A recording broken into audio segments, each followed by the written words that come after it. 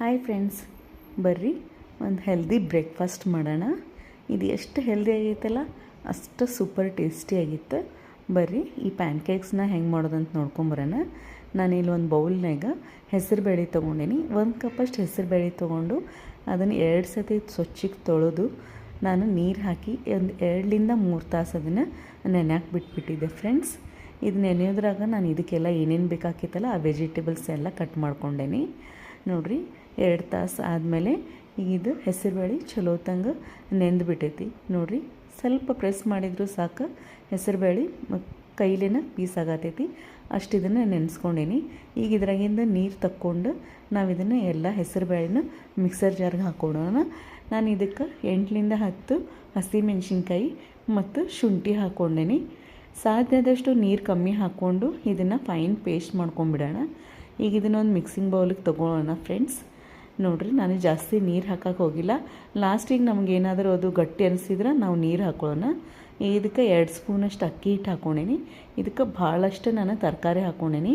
ನೋಡಿರಿ ಫಸ್ಟ್ ಈಗ ಬೀನ್ಸನ್ನ ಸಣ್ಣಗೆ ಹೆಚ್ಚಿ ಹಾಕೀನಿ, ಗಜ್ರಿನ ಹೆರಿದು ಹಾಕೀನಿ, ಮತ್ತು ಕ್ಯಾಬೇಜ್ನ ತಳ್ಳಗೆ ಕಟ್ ಮಾಡಿ ಹಾಕೀನಿ, ಕ್ಯಾಪ್ಸಿಕಮ್ ಹಾಕೀನಿ, ಉಳ್ಳಾಗಡ್ಡಿ ಹಾಕೀನಿ, ಹಂಗೆ ಬಟಾಟಿನೂ ತಳ್ಳಗೆ ಹೆಚ್ಚಿ ಹಾಕೀನಿ.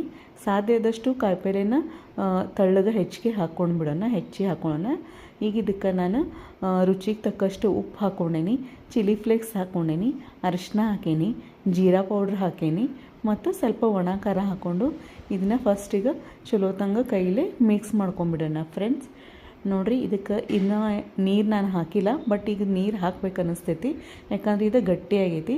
ಸೊ ಸ್ವಲ್ಪ ನೀರು ಹಾಕ್ಕೊಂಡು ನಾವು ಇದನ್ನ ಚಲೋ ತಂಗ ಮಿಕ್ಸ್ ಮಾಡ್ಕೊಂಬಿಡೋಣ. ಈಗ ಇದು ನಮ್ಗೆ ದೋಸೆ ಬ್ಯಾಟ್ರಿ ಅಷ್ಟು ಅಳಕಾಗೋದು ಬೇಡ, ಮತ್ತು ತಾಲಿಪಟ್ಟಂಗೆ ಗಟ್ಟಿ ಹಿಟ್ಟೂ ಬೇಡ, ಎರಡಕ್ಕೂ ಮೀಡಿಯಮ್ ಇರಲಿ. ನಾನಿಲ್ಲಿ ಆಲ್ರೆಡಿ ಹಂಚಿ ಬಿಸಿಗೆ ಇಟ್ಟಿದ್ದೆ, ಅದಕ್ಕೆ ನಾನು ಎಣ್ಣೆ ಹಚ್ಕೊಂಡೀನಿ. ಈಗ ಇದಕ್ಕೆ ನಾವು ಸಣ್ಣ ಸಣ್ಣ ಪ್ಯಾನ್ಕೇಕ್ನ ಹಾಕ್ಕೊಂಬಿಡೋಣ. ನೋಡಿರಿ ಫ್ರೆಂಡ್ಸ್, ಈ ರೀತಿ ಸಣ್ಣ ಸಣ್ಣ ಪ್ಯಾನ್ಕೇಕ್ ಹಾಕ್ಕೊಂಬಿಟ್ರೆ ಹುಡುಗರಿಗೆ ಅದು ನೋಡೋಕೆ ತಿನ್ನಕ್ಕೂ ಮಜಾ ಬರ್ತೈತಿ. ದೊಡ್ಡದ ಒಂದನ್ನು ಹಾಕ್ಕೋಬೋದು, ಬಟ್ ಇದು ಮಕ್ಳಿಗೆ ಇಷ್ಟ ಆಕೈತೆ ಅಂತ ಹೇಳಿ ನಾನು ಇದೇ ರೀತಿ ಹಾಕೀನಿ. ನೋಡಿರಿ ಹೊಳಸ್ಕೊತ ಸ್ವಲ್ಪ ಎಣ್ಣೆ ಹಚ್ಕೊತ ಇದನ್ನು ಕ್ರಿಸ್ಪಿಯಾಗಿ ಪ್ಯಾನ್ಕೇಕ್ನ ರೆಡಿ ಮಾಡ್ಕೊಂಬಿಡೋಣ. ಇದು ಭಾಳ ಟೇಸ್ಟಿ ಮತ್ತು ಭಾಳ ಹೆಲ್ದಿ ಆಗಿತ್ತು. ಟ್ರೈ ಮಾಡಿ ನೋಡಿರಿ ಫ್ರೆಂಡ್ಸ್. Thank you.